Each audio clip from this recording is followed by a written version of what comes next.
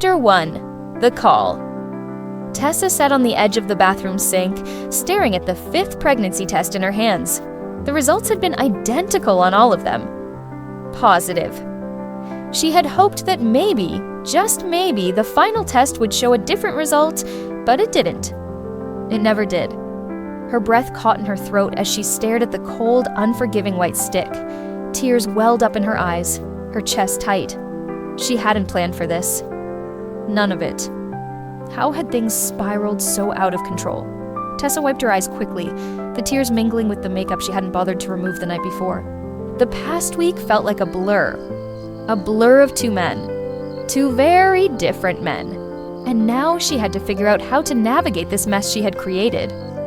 Elliot was steady, dependable, the kind of man who made her feel safe and cherished. Then there was Dante, wild, unpredictable. The kind of man who made her heart race, her body craved something more reckless. She never meant for it to get this far, but it had. And now she had no idea who the father was. Tessa grabbed her phone, her fingers trembling as she scrolled to Elliot's name.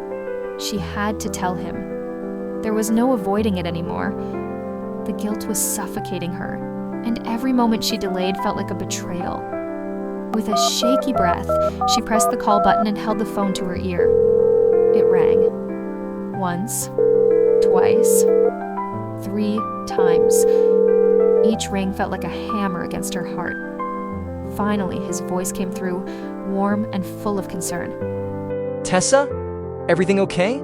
Tessa's voice wavered, her breath catching in her throat. She had never felt so exposed in her life. "I need to tell you something," she whispered, barely able to push the words out. "I'm pregnant, Elliot, but I don't know who the father is." The silence on the other end felt suffocating, thick with unspoken words. She could almost hear him trying to process what she had just said. And she didn't blame him for the silence. She didn't know how to process it either. After what seemed like an eternity, he spoke, his voice quiet, hurt. You've been seeing me. And someone else? Tessa nodded, her throat tight, the guilt almost unbearable. "I didn't mean for it to happen like this. I never planned for this. But now I'm pregnant, and I don't know who the father is." I need time to process this. Elliot said softly after a long pause. We'll talk later. Tessa's stomach dropped. She had expected anger, disappointment. But hearing those words from him felt like a punch to the gut.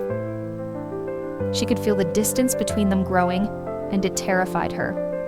Just before she could hang up, his voice came through again. Stronger this time. Tessa, I'm coming over. We need to talk in person. I'll be there in an hour. The line went dead. Her hand shook as she set the phone down on the counter. She wasn't ready for this. She wasn't ready for what was coming. Her mind raced, panic setting in as she paced the small bathroom, her heart pounding in her chest. She didn't know what she was supposed to do. She didn't know how to fix this. Her phone buzzed again. Elliot.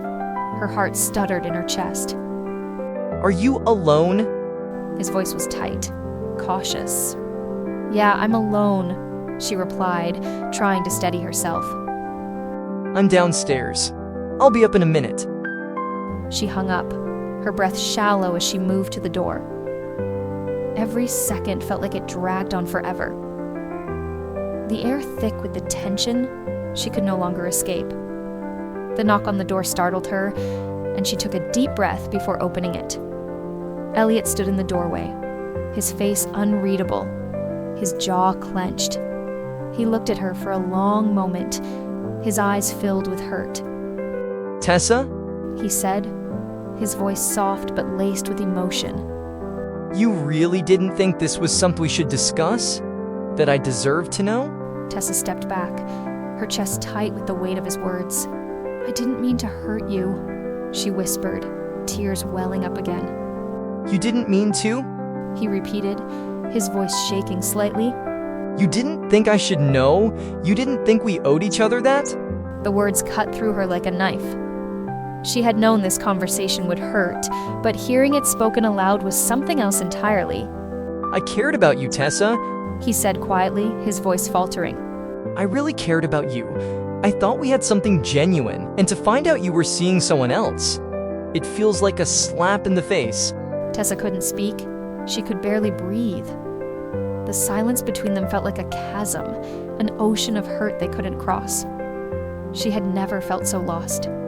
"I'm sorry," she whispered, the words tasting like ash in her mouth.